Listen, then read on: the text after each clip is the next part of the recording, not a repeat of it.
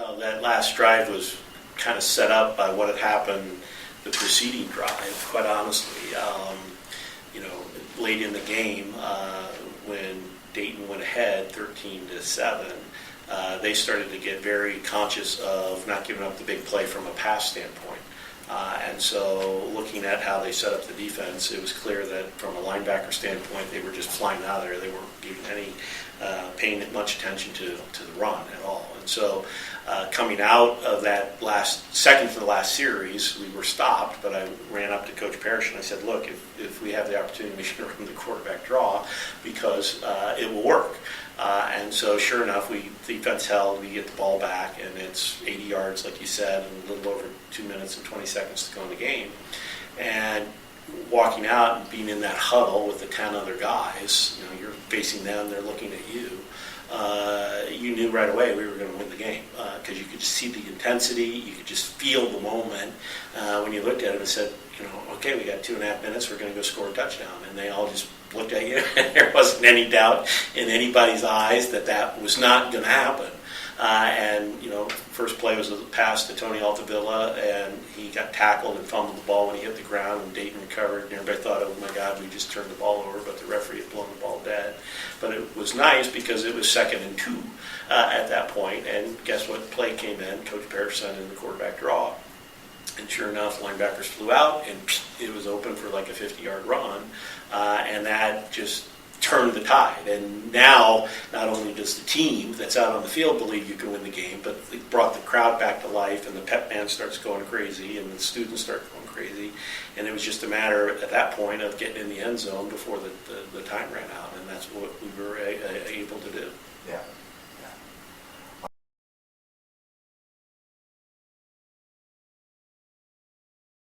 You see it in sports all the time, how people feed off of the confidence of others.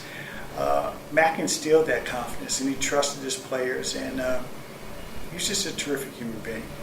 It's one of those things that most people wouldn't even think about or even realize, but as one of my friends told me, I was probably the first African-American athlete to really develop significant reach in and among local Crawfordsville. And I sort of stumbled on it by happenstance because of Mac Petty and his commitment to be more expansive in his thinking. He had a clinic, and then I worked in his clinic, and we had a lot of local young kids from Crawfordsville come, and many of them took to me, and I got some notoriety, largely because of some of your articles when I hit those last second shots. And then I had a radio show, and high school girls would listen to my radio show at night, and these combination of things led me to get invited to local community things, community events. The Jerry Lewis Telethon, I emceed that.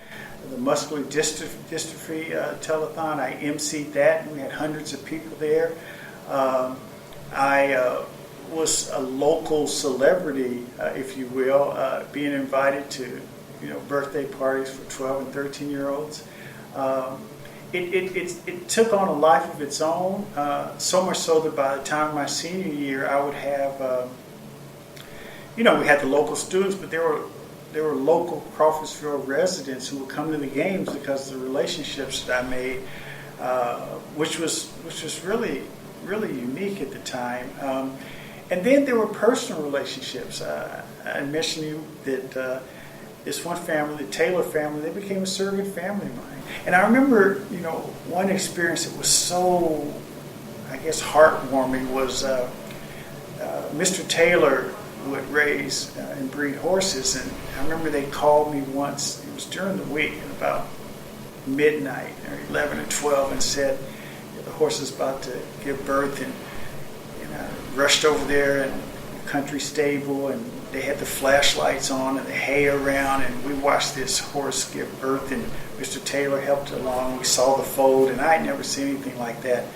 There were about 10 or 12 of us, and I was really treated like part of the family. It was a very nurturing experience for me to make those inroads in the community, and some of those relationships I still maintain.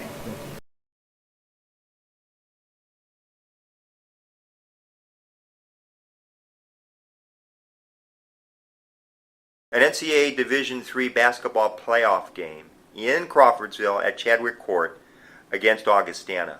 What do you remember about that atmosphere in that game? Oh, the atmosphere was the most incredible atmosphere.